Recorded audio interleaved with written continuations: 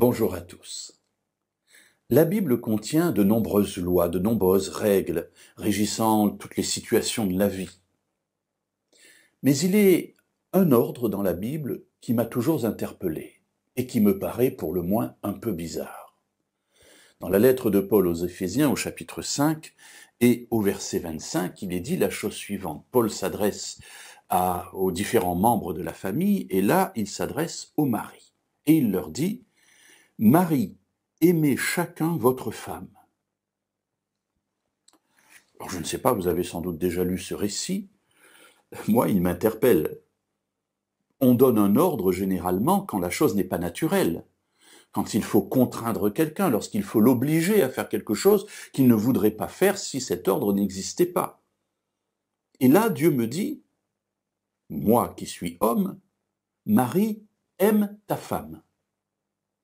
Et je me dis, s'il me donne cet ordre, c'est que je ne l'aime pas comme il le faut. Je ne suis pas à la hauteur de ce que Dieu attend. Remarquez qu'il ne donne pas cet ordre à la femme, il donne un autre ordre à la femme. Mais pour l'homme, il lui dit « aime ta femme ». Et cela m'amène à réfléchir sur les rapports qu'il y a avec ma femme. Est-ce que je l'aime comme une bonne cuisinière?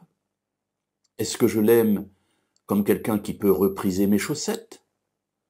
Est-ce que je l'aime pour quelqu'un qui est très beau et que j'aime montrer à la société en disant « voyez quelle belle femme j'ai, quelle chance j'ai » Est-ce que je l'aime éventuellement comme une bonne amante?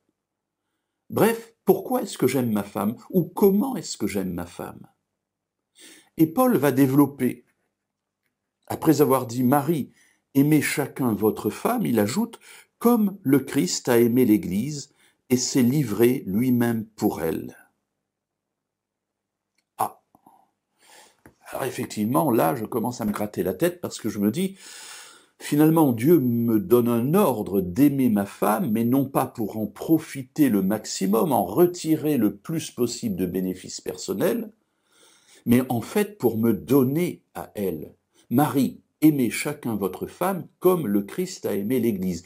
Qu'est-ce que Jésus a fait pour l'Église? Qu'est-ce que Jésus a fait pour l'assemblée des croyants? Eh bien, il s'est donné pour ses croyants. Il est allé jusqu'au bout. Il est allé même jusqu'à donner sa propre vie. Et là, évidemment, ça commence à me gêner aux entournures, parce que moi qui utilise en quelque sorte ma femme, qui en tire profit, Dieu me dit, tu ne l'aimes pas comme il faut.